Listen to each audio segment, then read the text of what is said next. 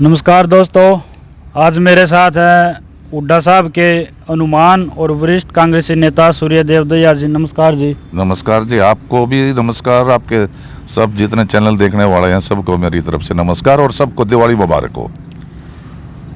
तो जी, बड़ौदा में आपकी पार्टी की जीत हुई है, क्या कहना चाहोगे आप?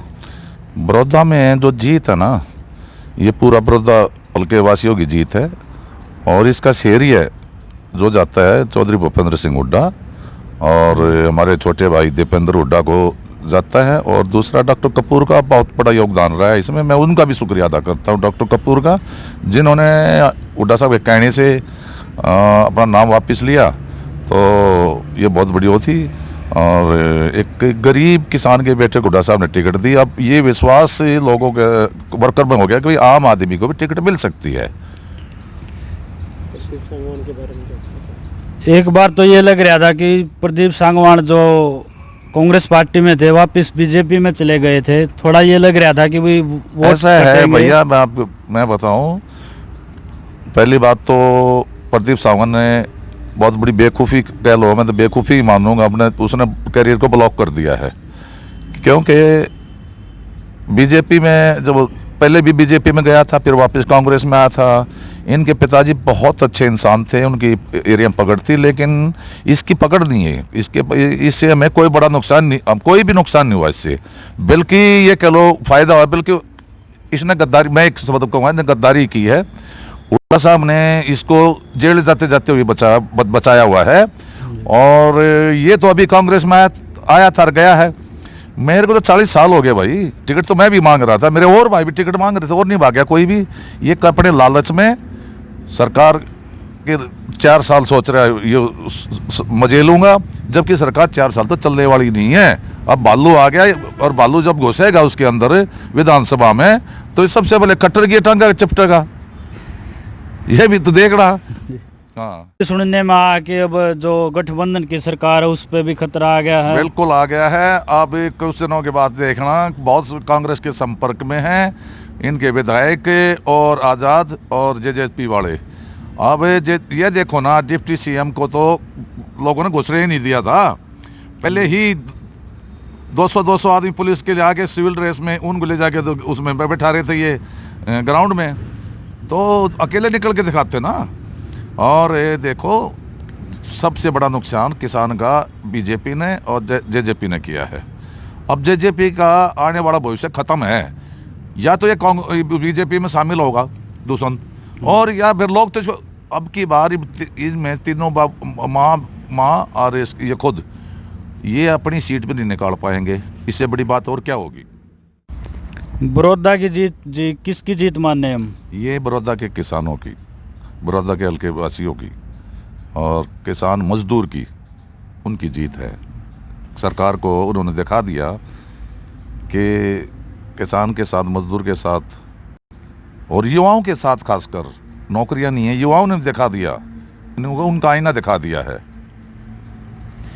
और पिछली बार की तरह इस इलेक्शन में भी कांग्रेस में गुटबाजी नजर आई, कुछ बड़े नेता 1-2 दिन ही नजर आए सिर्फ। नहीं, ऐसा है, ऐसी कोई बहुत गुटबाजी नहीं है। ये आप लोग, मीडिया के लोग जो है ना, इस बात को ज़्यादा वजन देते हैं, जिसमें बिल्कुल भी सच्चाई नहीं है।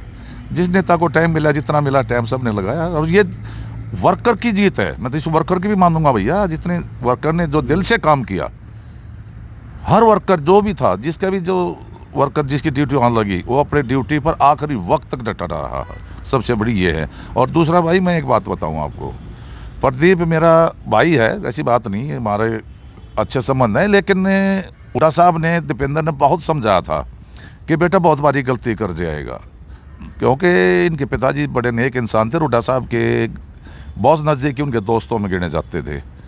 तो मैं ये प्रदीप भाई की जो इसे काम किया, मैं मैं भी गया था इसके पास समझाने के लिए। 3 दिन मैंने इसके पास चक्कर लगाए, मैं कहा जिंदगी के कैरियर को तबाह मत करो।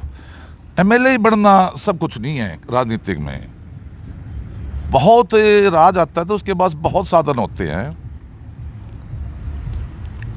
आपने भी जी बहुत मेहनत की, आपके पैर में फ्रैक्चर हो गया था और एमपी साहब दीपेंद्र हुड्डा जी ने आपको मना किया था कि आप रेस्ट करो, फिर भी आप लगे रहे इलेक्शन में।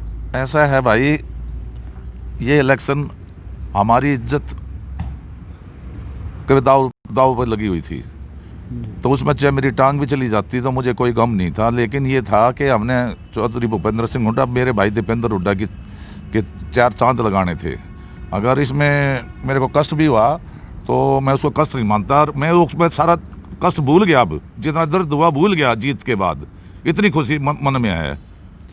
डॉक्टर कपूर नरवाल का कितना योगदान रहा? अगर वो निर्दलीय रहते तो कितना ऐसा मुश्किल है, मुकाबला हाँ, होता आपके ये लिए? बहुत बड़ा मुकाबला होता, जीत तो होती, लेकिन कपूर ने इस पे ज़्यादा डबल मार्जिन की जीत दिलाई है। कपूर का बहुत बड़ा योगदान है और दिल से काम किया। देखो एक बात ये है, दिल से मेहनत सारे परिवार ने, उसके भाइयों ने, उसके बच्चों ने, क्या सारे परिवार ने दिल से, कोई भी था, हर एक आदमी ने दिल से कांग्रेस के वर्कर जो भी, जिस भाई को टिकट नहीं मिली, सब ने दिल से काम किया। मैं सबका धन्यवाद करता हूँ। लास्ट में क्या संदेश देना चाहोगे आप? मैं लास्ट में सबसे तो पहले सारे हरियाणा वासियों को दिवाली की शुभकामनाएं, और बहुत जल्दी कोई ना कोई उथल पुथल जल्दी होएगी। इस बड़ौदा इलेक्शन की वजह से सरकार ने सारे हथकंडे अपनाए, सिलेंडर लोगों में बांटे, पैसे बांटे, दारू बांटे, खोल के नंगा नाच खेला सरकार ने, और लेकिन लोगों ने फिर भी इनकी रड़क निकाल दी।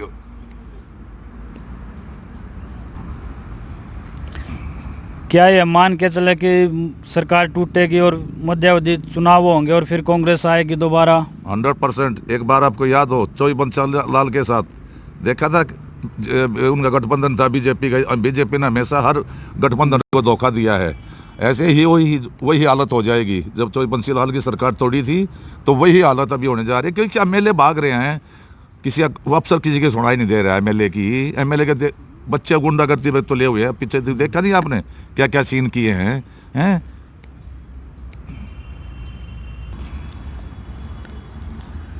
अंत में मैं फिर आपके चैनल के माध्यम से सारे हरियाणा वासियों को दिवाली की शुभ कामनाएं दे रहा हूं, और भगवान दिन रात हर परिवार को तरक्की दे, और मैं शुद्ध बुद्धि दे बीजेपी को, जेजेपी को शुद्ध बुद्धि दे भगवान।